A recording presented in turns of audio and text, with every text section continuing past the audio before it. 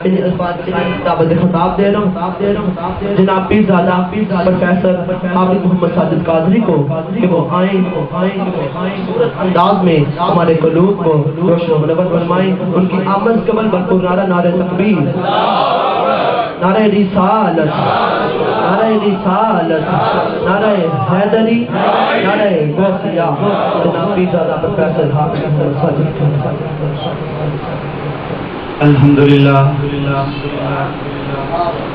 الحمدللہ الذی زین النبیین بحبیبہ المصطفیٰ ومن علی المؤمنین بنبیہ المجتبی. الصلاۃ والسلام علی سیدنا و مولانا محمد خیر الورى وعلى آلہ واصحابہ المتعذبین بالتقوی. اما بعد فاعوذ باللہ السمیع العلیم من الشیطان الرجیم. بسم اللہ الرحمن الرحیم. اذا جاء اجلهم لا يستأخرون ساعة ولا يستقدمون. صدق اللہ مولانا العظیم وصدق رسوله النبی الکریم الامین. ونحن على ذلك من الشاهدين والشاكرين والمطمئنين والحمد لله رب العالمين. اللهم نفر قلوبنا بالقرآن وزين أخلاقنا بالقرآن وأدخلنا الجنة بالقرآن ونجنا من النار بالقرآن.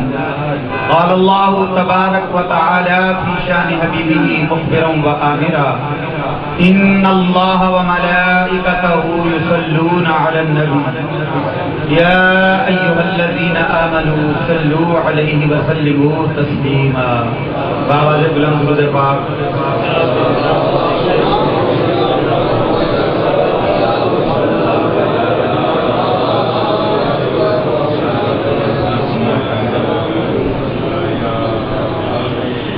جب موت کا وقت آتا ہے نہ گھڑی آگے ہوتی ہے نہ پیچھے ہوتی ہے. آئیں گے فرشتے اور جان نکال کر لے جائیں گے. یہ ہمارے لیے تو عبرت کا سامان ہے، لیکن اللہ کے ولی، اللہ کے محبوب اس آیت کو پڑھ کر جھوم جاتے تھے. الموت جسر یوصل الحبیب الی الحبیب. یہ موت ایک پل کا نام ہے جو یار کو یار کے ساتھ ملا دیتی ہے. یہ حدیث رسول ہے. لیکن ولی اس آیت کو پڑھ کر جھوم جاتے تھے. کیوں؟ اس لیے کہ یار نے خبر دی ہے کہ وہ یاروں کو ملاقات کا وقت دے کر بدلا نہیں کرتا، اسی وقت پر ملتا ہے اور اسی پہ ملاقات کرتا ہے. تو دوستان مکرم، ہماری سب کی زندگیاں ایک جیسی نہیں.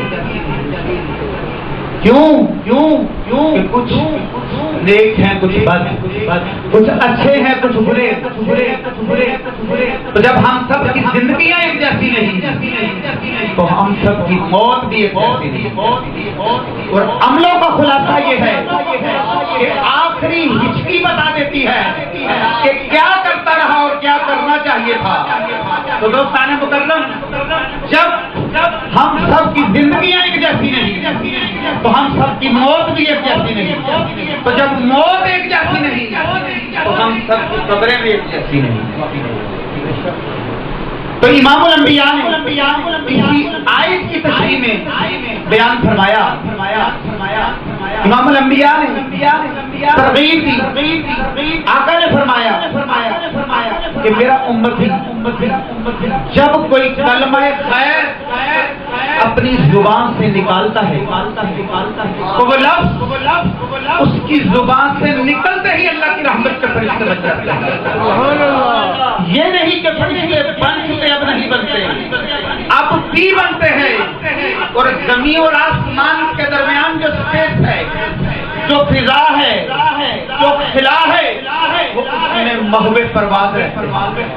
اور جب بندہ فوت ہو جاتا ہے تو اللہ رب العزت ان فرشتوں کو حکم دیتا ہے کہ اب فضا چھوڑو اور اس کی قبر پر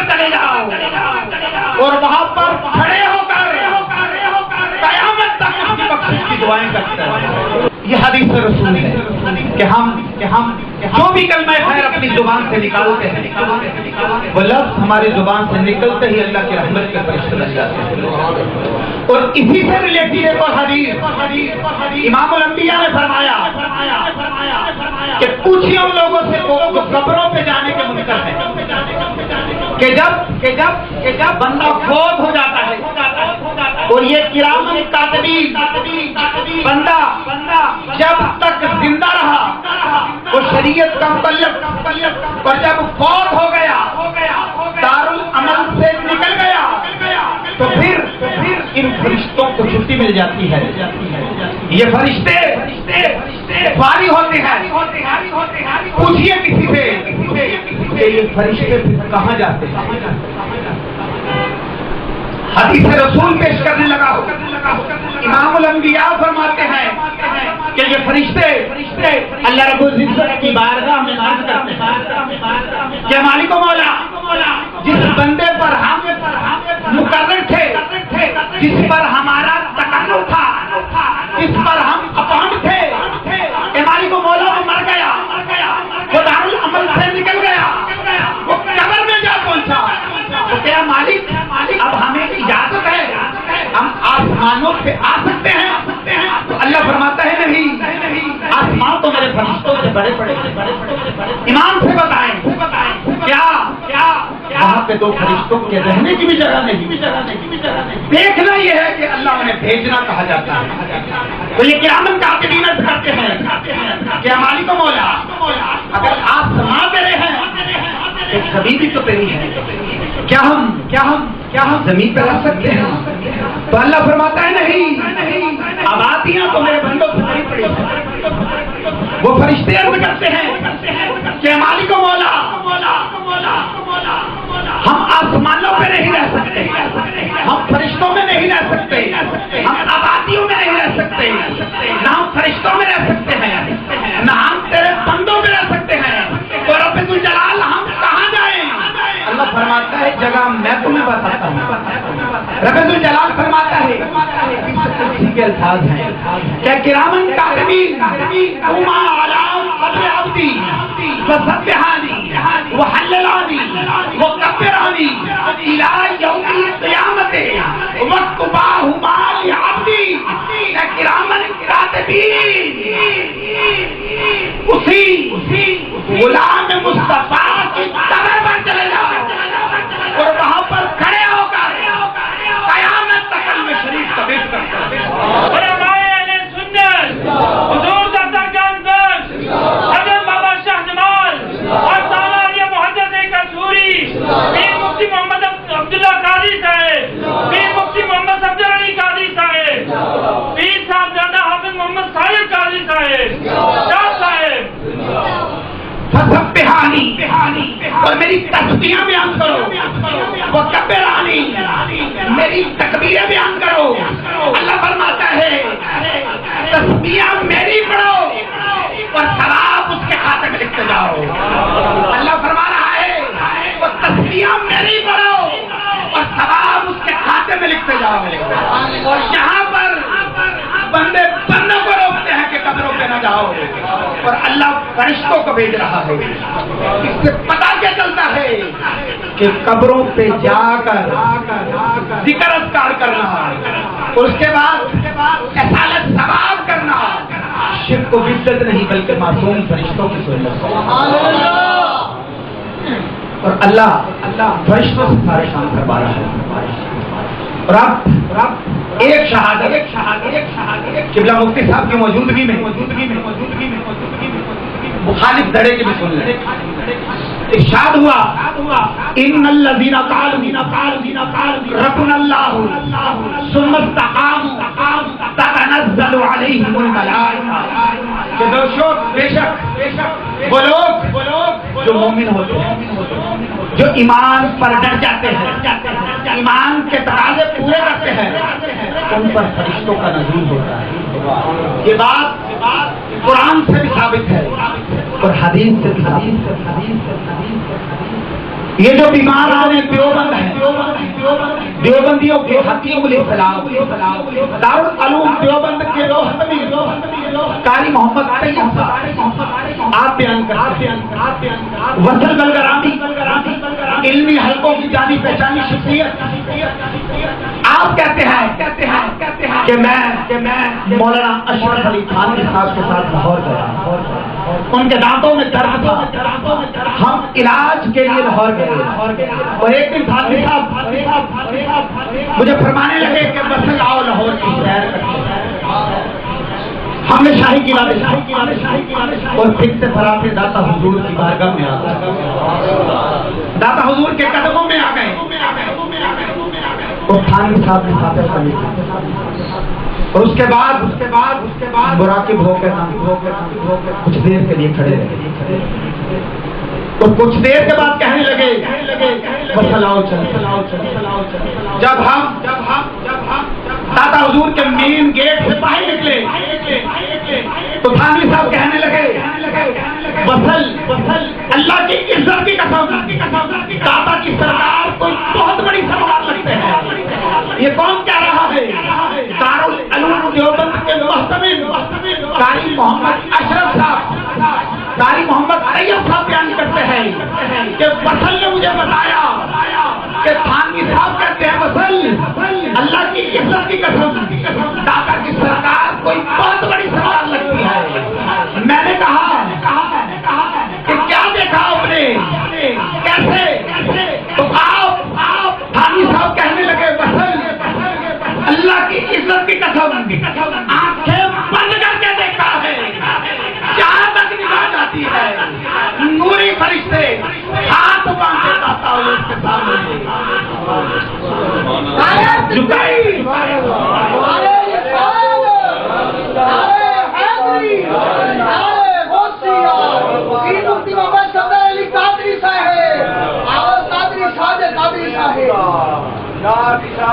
پیر کامل کا ملالا رہنما سرکار کی نسبت حضرت خواجہ معین الدین چشتی اجمیر شری والی سرکار کی نسبت یہ کون سے فرشتے ہیں سارے مانی جو کلمہ خیر داتا حضور نے عمر پر کہا، قال اللہ و قال رسول بولتے رہے، درس قرآن اور درس حدیث دیتے رہے، آپ کا ہر کلمہ فرشتہ بننا اور امام الانبیاء کا غلام ہو، قیامت تک آپ کی قبر پر فرشتوں کا حضور ہے، ہم ان پر قبروں پہ نہ بھی جائیں تو وہاں پر فرشتوں کی کوئی کمی نہیں ہے۔ تصور کیجیے حضرت پیر نصیر الدین نصیری آپ نے عمر پر تدریس کی، تربیت کی، تقریر کی اور جب بولے کلمہ خیر کا ہم آپ کے مزارات پہ نہ بھی جائیں تو وہاں پر فرشتوں کا ہجوم ہے، آپ کے مزار پر فرشتوں کے جھنڈ چلے اور نوریوں کے ٹھٹ لگے ہیں۔ امام الانبیاء کے غلاموں ہم ان کے مزارات پر کچھ دینے نہیں بلکہ کچھ لے جاتے ہیں اور لوگوں کو کیا معلوم کہ اللہ رب العزت نے ان کی قبروں کو کیا مقام عطا کیا ہوا ہے۔ میں کسی مجذوب کی بات نہیں کر رہا، آپ کے غلام حضرت شیخ مجدد الفسانی رحمت اللہ تعالی علیہ آپ فرماتے ہیں، بلکہ آپ کے بارے میں حضرت علامہ اقبال فرماتے ہیں کہ میں حاضر ہوا حضرت شیخ مجدد الفسانی کی لحد پر اور عقیدہ دیکھیے اقبال کا، حضرت شیخ مجدد الفسانی آپ عالموں کے امام، عارفوں کے امام اور حضور کی امت کے مجدد، آپ فرماتے ہیں کہ اللہ رب العزت نے مجھے یہ عزت عطا کی ہے، مجھے یہ رتبہ عطا کیا ہے، مجھے یہ مقام عطا کیا ہے کہ میرے مرنے کے بعد اگر میری قبر کی مٹھی مٹی اٹھا کر کسی گنہگار کی قبر پر رکھ دی گئی تو اس کی بھی بخشش ہو جائے اور لوگوں کو کیا کہ اللہ رب العزت نے ان کی قبر کو کیا مقام عطا کیا ہے، تو تم تو ان کی قبر کی مٹی کی عظمت کو بھی نہیں سمجھتے کہ اللہ رب العزت نے ان کی قبروں کی مٹی کو کیا مقام عطا کیا ہے۔ تو دوستان مکرم، یہ تو قبروں کے باہر کا حال ہے کہ فرشتوں کے ہجوم میں ہے. اب ذرا اندر کا حال سنیے.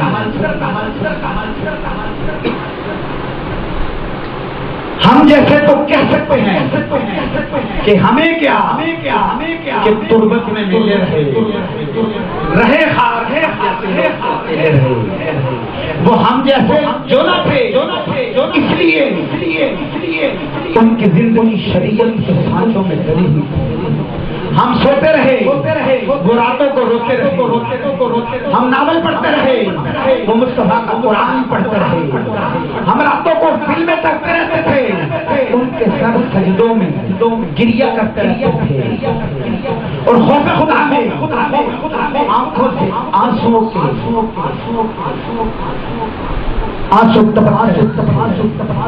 اور دوستان مکرم،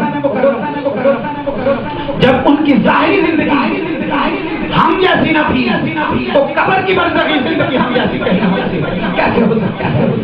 سنیے حضرت بایزید بستامی رحمت اللہ تعالی علیہ قبر میں ایک بزرگ رات خواب میں انہوں نے پوچھا کہ قبر میں کیا بن.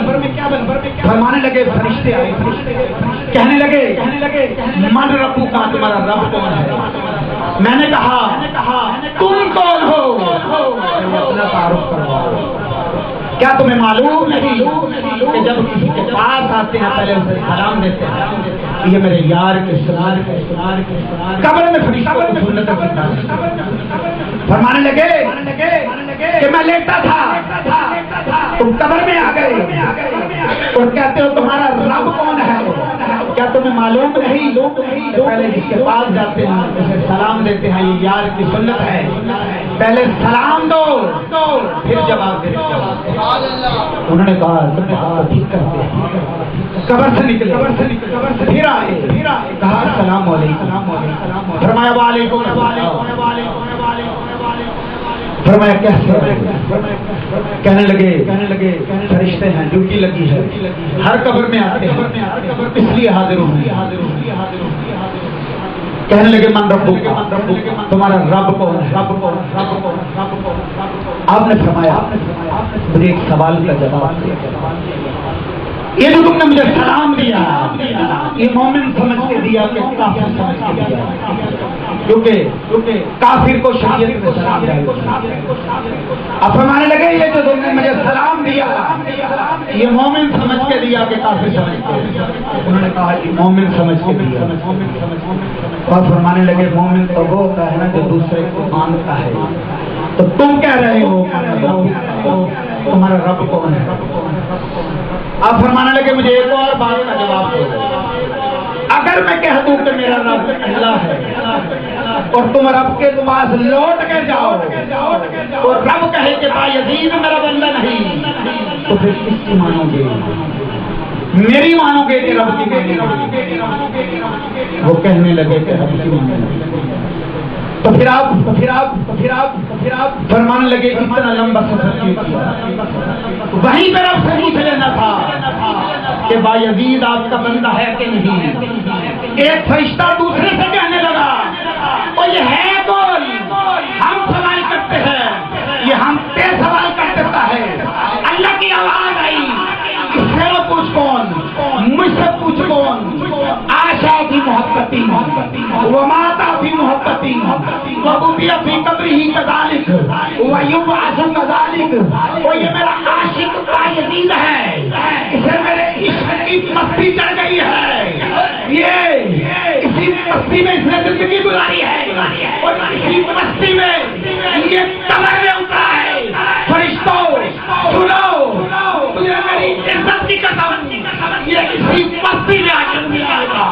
اس سے نہ پوچھو کون، مجھ سے پوچھو. تو دوستان مکرم کچھ ایسے ہوتے ہیں جن کا حال ہوتا ہے. کیا سب کا حال یہ ہوتا ہے؟ نہیں. جو موتو قبل ان تموتو پر عمل کرے، جو مرنے سے پہلے ہی مر جائے، اللہ کی عزت کی قسم، امام الانبیاء کے غلاموں فرشتے انہیں قبر میں دلہن بناتے ہیں۔ حدیث رسول پیش کرنے لگا ہوا، امام الانبیاء نے فرمایا اذا ادخل میت القبر مرسلت له الشمس عند غروبها، کہ میری بہت سے امتی ایسے ہیں جب قبروں میں رکھ دیے جاتے ہیں تو انہیں سورج غروب کے قریب دکھائی، اور آپ اکثر علماء سے سنتے رہتے ہیں کہ ہم میت کو آگے رات کو بھی دفن کریں نا تو اسے وقت اثر نظر آتا ہے کہ سورج ڈوبنے کے قریب ہے، مسلط لہو الشمس عند غروبها، کہ سورج ڈوبنے کے قریب ہے، اور جب لوگ مٹی ڈال کے پلٹتے ہیں تو پھر فرشتے آ جاتے ہیں۔ امام الانبیاء فرماتے ہیں وہ قبر والا اٹھ گیا، اور نادان لوگ کہتے ہیں تو یہ قبر میں کروٹ بھی نہیں بدل سکتے، اور آقا فرما رہے ہیں وہ قبر والا اٹھ گیا، وہ یم صفائی نہیں ہے، اور اس طرح کے ملتا ہے جیسے سویا ہوا اٹھا ہے، اور وہ فرشتے قریب آتے ہیں، پھر پوچھتے ہیں ہمارا ربو کا تمہارا رب کون ہے؟ جب صاحب دیکھتا ہے کہ سورج غروب ہونے کے قریب تو وہ فرشتوں کو پیچھے ہٹاتا ہے، کہتا ہے دعونی اصلی، پہلے مجھے اثر کی نماز پڑھنے دو، فارغ ہو گئے، یہاں پر حدیث ختم ہو جاتی ہے، اور علماء فرماتے ہیں، شارحین حدیث فرماتے ہیں کہ وہ فرشتے قبر سے چلے جاتے ہیں اور پھر سوال کرنے کے لیے دوبارہ نہیں آتے، اس لیے کہ جب قبر والا کہتا ہے نا کہ پہلے مجھے اثر کی نماز پڑھنے دو، فارغ ہو کر سوالوں کا جواب دیتا تو انہیں پتا چل جاتا ہے ان کی زندگی جو قبر میں اس میں نماز پڑھنے کی فکر لگی ہے اس کی دنیا کس جنگ میں گزری ہوگی، تو وہ چلے جاتے ہیں اور سوال کرنے کے لیے دوبارہ نہیں آتے۔ امام الانبیاء کے غلام اپنے لیول اور درجے کے لوگ ہوتے ہیں، اور کچھ ایسے ہوتے ہیں جنہوں سے سوال ہوتے ہیں، وہ پوچھتے ہیں ہمارا رب تمہارا رب کون ہے؟ تو وہ کہتا ہے ربی اللہ، میرا رب اللہ ہے۔ پھر وہ پوچھتے ہیں ہمارا دینوں کا تمہارا دین کیا ہے؟ تو وہ کہتا ہے دین اسلام، میرا دین اسلام ہے۔ پھر وہ پوچھتے ہیں ما كنت تقول في حق هذا الرجل الذي بعث فيكم، اور یہ ہستی کون ہے؟ اس کو دنیا میں کیا کہتا رہا؟ یہ کون ہے؟ تو وہ کہتا ہے فرشتوں یہ میرے آقا ہیں، محمد الرسول اللہ ہیں، فرشتوں اور جن کو پانے کے لیے زندگی میں ایک لمحہ بھی نہیں سویا، اب انہیں پا لیا ہے تو پوچھتے ہوئے یہ کون ہے؟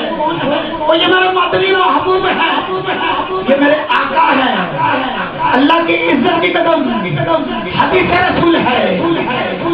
فرشتے کہتے ہیں تب کننا نعلم انک تقول ھذا، یہ قبر میں آنے والے ہمیں پہلے ہی پتا تھا تو یہی بولے گا۔ وہ فرشتے کہتے ہیں کہ ہمیں پہلے ہی پتا تھا تو یہی بولے گا۔ اب توجہ طلب نکتہ یہ ہے کہ فرشتوں کو کیسے پتا چلتا کہ وہ یہی بولے گا؟ علماء فرماتے ہیں کہ مصطفیٰ کے پہچاننے والوں کے چہرے ہی اور ہوتے ہیں، اور فرشتوں کو ان کے چہروں کا نور بتا دیتا ہے یہ آقا کے پہچاننے والے ہیں، یہ حضور کے جاننے والے ہیں۔ اس پہ حضور پیر نصیر الدین نصیر رحمت اللہ تعالی علیہ آپ فرماتے ہیں ہاتھوں میں نور تو چہروں پہ اجالے ہو، ہاتھوں میں نور تو چہروں پہ اجالے ہوں گے، مصطفیٰ والوں کے انداز صدر مکرم فرشتوں کو ان کے چہروں کا نور بتا دیتا ہے کہ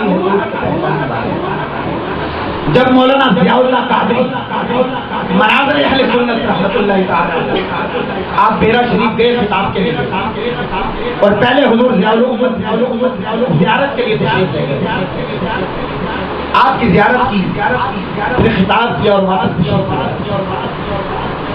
اور آپ خطاب کے دوران آپ نے فرمایا کہ اگر ہم چیلنج کر دیں باطل حکومتوں کو اور دوسرے فرقوں کے لوگوں کو کہ اپنے علماء لاؤ اور اسٹیج پر کھڑے کر دو، ہم ان کے مقابلے میں صرف حضور ضیاء الامت کا چہرہ ہی دکھا دیتے ہیں تو اللہ کی عزت کی قسم پوری دنیا پکار اٹھے گی کیونکہ ان کے چہروں کا نور ہی بتا دیتا ہے کہ سچے کون ہے جو تو عرض کر رہا تھا کہ فرشتے عرض کرتے ہیں یہ قبر میں آنے والے ہیں، ہمیں پہلے ہی پتا تھا تو فرشتے کہتے ہیں کہ نام سو جا، یہ حدیث کے الفاظ ہے، فرشتے کہتے ہیں کہ تو نے آقا کو پہچان لیا، حضور کو پہچان لیا، نام اب سو جا۔ تو وہ قبر والا کہتا ہے فرشتوں یہ کیسی بات کرتے ہو، میں نے آقا کو پہچان لیا ہے اور جس محبوب کو تکنے کے لیے عمر بھائی نہیں سویا، اب اس یار کو تک لیا ہے تو کیسے سو جاؤ؟ حدیث رسول کے رسول کا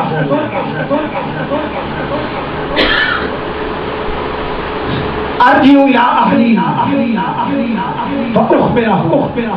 فرشتوں میں نہیں سو رہا، میں تو گھر جا رہا ہوں تاکہ گھر والوں کو خبر دوں کہ ماں جس آقا پر عمر پر ضرور پڑا وہ قبر میں جلوگر ہو گئے ہیں۔ ماں تو کہتی تھی نا یہ سبز امام پر پہن کر کہاں جا رہے ہو، یہ نہا کر کہاں جا رہے ہو؟ تو میں کہتا تھا میں ذکر مصطفیٰ کی محفل میں جا رہا ہوں اور جس یار کے لیے راتوں کو جگراتے کرتے ہیں وہ آقا مدینے سے قبر میں جلوگر ہو گئے، میں گھر جا رہا ہوں تاکہ گھر والوں کو خبر دوں کہ میں دیدار مصطفیٰ کر کے آ رہا ہوں۔ ارجعوا الی اہلی فاخبرہم، میں گھر جا رہا ہوں تاکہ گھر والوں کو خبر دوں۔ تو دوستان مکرم اب توجہ طلب نقطہ یہ ہے کہ جب وہ کہتا ہے کہ میں گھر جا رہا ہوں میں گھر والوں کو خبر دوں تو کیا اسے قبر پر پڑی ہوئی مٹی نظر نہیں آتی؟ یہ قبر میں چنی ہوئی دیواریں نظر نہیں آتی؟ وہ کہتا ہے کہ میں گھر جا رہا ہوں تاکہ گھر والوں کو خبر دوں، اس لیے وہ کہتا ہے کہ میں گھر جا رہا ہوں گھر والوں کو خبر دوں کیونکہ اسے پتا ہے میں نے مصطفیٰ کو پہچان لیا ہے، اب میں گھر جانا چاہوں تو یہ قبر کی دیواریں مجھے نہیں روک سکتی، اس لیے وہ کہتا ہے کہ میں گھر جا رہا ہوں کہ میں گھر جا رہا ہوں تاکہ گھر والوں کو خبر دوں تو کیا قبر کی اوپر پڑی ہوئی مٹی نظر نہیں آتی؟ اسے چنی ہوئی دیواریں نظر نہیں آتی؟ وہ کیوں کہتا ہے کہ میں گھر جا رہا ہوں تاکہ گھر والوں کو خبر دوں؟ اس لیے کہ اس نے چہرہ مصطفیٰ دیکھ لیا ہے، آقا کو پہچان لیا ہے، اسے پتا چل چکا ہے کہ اگر میں گھر جانا چاہوں تو اب یہ دیواریں مجھے نہیں روکیں۔ تو امام الانبیاء کے غلاموں جب وہ کہتا ہے کہ میں گھر جا رہا ہوں تاکہ میں گھر والوں کو خبر دوں، اب فرشتوں کو پتا چلتا ہے کہ یہ کس درجے کا عاشق رسول ہے، وہ یہ تو گھر جانے کی بھی طاقت رکھتا ہے۔ تو پھر فرشتے اپنا جملہ بدلتے ہیں، پہلے تو انہوں نے کہا تھا نا کہ نام سو جا، اب وہ اپنا جملہ بدلتے ہیں، کہتے ہیں نام کا نوبت العروس، پیارے ایسے سو جا جیسے دلہن سوتی ہے، پیارے دلہنوں کی طرح سو جا۔ یہ کیوں کہا کہ دلہنوں کی طرح سو جا؟ کیا اب دلہن بھی سوتی ہے، پہلی رات کی دلہن سوتی ہے، فرشتے اس لیے کہتے ہیں کہ اس نے چہرہ مصطفیٰ دیکھ لیا ہے، اب یہ بغیر لالچ کے نہیں سوئے گا، اسے کوئی لالچ دیں گے تو سوئے گا۔ تو فرشتے کہتے ہیں نام تناوت العروس، جیسے دلہن کو پتا ہے کہ میں کسی کی ہو گئی، اب میرے کمرے میں میرے شوہر کے سوا کوئی نہیں آئے گا، وہ کہتے ہیں پیارے دلہن کی طرف ہو جا، وہ تیرے کمرے میں بھی تیری قبر میں بھی مصطفیٰ کے سوا کوئی نہیں آئے گا۔ تو وہ کہتے ہیں پیارے ایسے سو جا جیسے دلہن سوتی ہے، تیرے کمرے میں بھی تیری قبر میں بھی اب سوائے مصطفیٰ کوئی نہیں جائے گا۔ اللہ اکبر۔ نم کنوت العروس، عروس کہتے ہیں دلہن کو، اور عریس کہتے ہیں دلہا کو، اور عرس کہتے ہیں شادی کو۔ ہم اپنے بزرگوں وصال کے دن اسی لیے عرس مناتے ہیں کہ عرس یہ لفظ سیلف میڈ نہیں، خود سے بنایا ہوا نہیں، یہ حدیث سے نکلا ہے۔ ادھر عروس ہو گیا، ادھر عرس ہو گیا، بند کمرے میں دلہن کو زندگی کا ساتھی ملا، اس کی خوشی، اور بند کمرے میں مصطفیٰ کو، بند قبر میں مصطفیٰ ملے اس کی خوشی۔ اور یہ جتنے کنسپٹ ہیں یہ سب حدیث سے دیے گئے ہیں، اور امام الانبیاء کا غلامی جب فرشتے کہتے ہیں نا کہ دلہن کی طرف ہو جا، تو کیا دلہن زمین پہ ننگی سوتی ہے؟ کیا دلہن لٹھے کے کفن میں سوتی ہے؟ حدیث رسول پیش کرتے لگا ہوں، جب فرشتے کہتے ہیں نا پیارے دلہن کی طرح سے سو جا، تو اللہ کی آواز آتی ہے، ثم ینادی منادی من السماء، آسمانوں سے اللہ کی آواز آتی ہے، فرشتوں یہ میرا حکم ہے، اسے دلہنوں کی طرح سلانے سے پہلے فَأَفْرِشُوهُ مِنَ الْجَنَّةِ وَأَلْبِسُوهُ مِنَ الْجَنَّةِ وَافْتَحُوا لَهُ بَابًا إِلَى الْجَنَّةِ۔ فرشتوں کے نیچے پہلے جنت کے بیٹ لگاؤ پھر سلاؤ، اس سے پہلے جنت کے جوڑے پہناؤ پھر سلاؤ، اس کی قبر کو پہلے جنت بناؤ پھر سلاؤ۔ فَأَفْرِشُوهُ مِنَ الْجَنَّةِ، پہلے اس کے نیچے جنت کے بیٹ لگاؤ پھر سلاؤ۔ وَأَلْبِسُوهُ مِنَ الْجَنَّةِ، اس سے پہلے جنت کے جوڑے پہناؤ پھر سلاؤ۔ وَافْتَحُوا لَهُ بَابًا إِلَى الْجَنَّةِ، اس کی قبر میں پہلے جنت کی کھڑکیاں کھولو پھر سلاؤ۔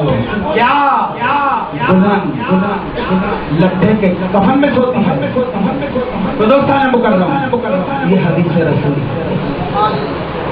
جنت کے بیڈ لگتے ہیں، جنت کے جوڑے پہنائے جاتے ہیں، ایمان سے بتائیں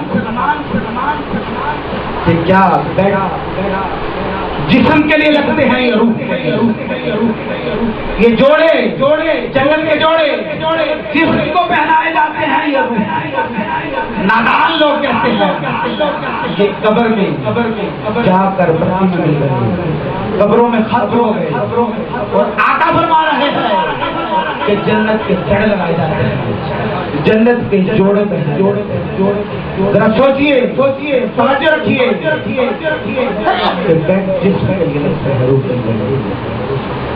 جوڑے جسم کو پہنائے جاتے ہیں۔ اور امام الانبیاء نے فرمایا قبر المؤمن روضۃ من ریاض الجنہ، کہ مومن کی قبر جنت کے باغوں میں سے ایک باغ ہے، اس کو شک نہیں۔ اور کافر کی قبر جہنم کے گھروں میں سے یہ حدیث رسول کہ مومن کی قبر جنت کی باغوں میں سے ایک باغ ہوتی ہے، جنت ہوتی ہے۔ میرا ایک سوال ہے، سائنس سے بتائے جنت میں مردے رہتے ہیں کہ زندہ؟ جنت میں مردے رہتے ہیں کہ زندہ رہتے ہیں؟ اس پر ایک اور عقیدے کے حوالے سے بات کہ جس کی قبر، جن کی قبر صرف جنت ہے، بلیوں کی بات کرتا ہوں کہ جن کی قبر صرف جنت ہے، وہ تو زندہ ہے اللہ کا ولی اور وہ رسول جس کے نیچے پڑی ہوئی مٹی اور جنت تو کیا رب کے عرش سے بھی افضل ہے، وہ رسول کبھی مٹ سکتا ہے؟ تو وہ رسول جس کے نیچے پڑی ہوئی مٹی جنت تو کیا رب کے عرش سے بھی افضل ہے، رسول کبھی مٹ سکتا ہے؟ اس رسول کا کیا مقام ہے؟ اس آقا کے گنبد خضرا کا کیا مقام ہے؟ امام شافعی لکھتے ہیں کہ صاحب گنبد خضرا کا مقام ہے کہ 70,000 نبیوں نے ہجرت کی، اپنے وطن چھوڑے تھے، آ کر مکے میں آباد ہوئے تھے۔ ایک دو چار کی بات نہیں کر رہا، 70,000 نبی اپنے وطن چھوڑ رہے ہیں، آ کر مکے میں آباد ہو رہے ہیں۔ کیوں؟ اس لیے کہ انہیں پتا تھا رب کا حبیب یہاں پیدا ہوگا، وہ اپنے وطن چھوڑ رہے ہیں اور آ کر مکے میں آباد ہو رہے ہیں، اس لیے انہیں پتا تھا رب کا حبیب یہاں پیدا ہوگا۔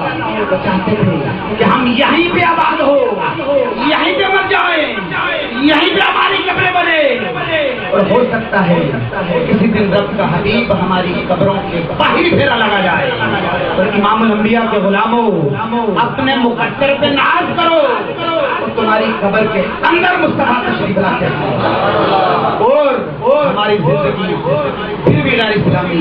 آج ہماری بہنیں، بہو بیٹیاں ٹائٹ لباس پہن کر، ایسا لباس جس سے آدھا جسم اللہ ہوتا ہے، پہن کر آج بازاروں میں زینت بڑھ رہی ہے۔ اس پر بھرپور سوچنے کی ضرورت ہے۔ امام الانبیاء کے غلاموں، اللہ رب العزت کا لاکھ لاکھ شکر ہے کہ اس نے ہمیں اس فتنوں کے دور میں وہ عقیدہ عطا فرمایا، وہ دین حق عطا فرمایا کہ جس کی پشت پر حضور کے صحابہ کھڑے ہیں، جس کی پشت پر 14 ولی کھڑے ہیں، اور جس کی پشت پر مصطفیٰ کا قرآن کھڑا ہے۔ ہمارا عقیدہ حق ہے، سچ ہے، کمی صرف عمل کی ہے۔ اگر ہم یہ میدان بھی جیت لیں تو دوستان مکرم قبلہ والد گرامی نے عمر بھر حدیث پڑھی، پڑھائی اور اس پر عمل کیا، قرآن پڑھا اور اس پر عمل کیا، اور آخری وقت میں بھی دکھا دیا کہ اللہ والے جب دنیا سے جاتے ہیں تو کیا عالم ہوتا ہے۔ اور آخر میں دعا ہے کہ اللہ رب العزت ہمیں اپنے بزرگان دین کے نقش قدم پر چلنے کی توفیق عطا فرمائے، اور ہماری عمر میں اضافہ فرمائے، تاکہ بزرگوں کا خطاب جاری ساری رہے۔ اور میں مہمان آنے کے نہایت شکر گزار ہوں کہ آپ تشریف لائے تاکہ محفل کی رونق کو دوبالا کیا۔ اور حقیقت تو یہ ہے کہ دیدار کے قابل تو کیا میری نظر ہے، جو آپ کی نظر کر رہا ہوں، دیدار کے قابل تو کیا میری نظر ہے، یہ تیری عنایت ہے۔ اور آخر میں دعا ہے کہ اللہ رب العزت میرے شیخ کامل میرے دادا حضور مفتی پاکستان پیر طریقت رہبر شریعت ابو الاولیاء حضرت پیر مفتی محمد عبداللہ قادری اشرف رضوی رحمت اللہ تعالی علیہ اور قبلہ والد کرام عالمی مبلغ اسلام شیخ الحدیث و تفسیر حضرت پیر مفتی محمد مصطفی قادری رحمت اللہ تعالی علیہ آپ کی قبور پر کروڑوں انواروں تجلیات کا نزول فرمائے اور آپ احباب کو بھی قدم قدم پر اجر عظیم عطا فرمائے وآخر دعوانا الحمدللہ رب العالمین.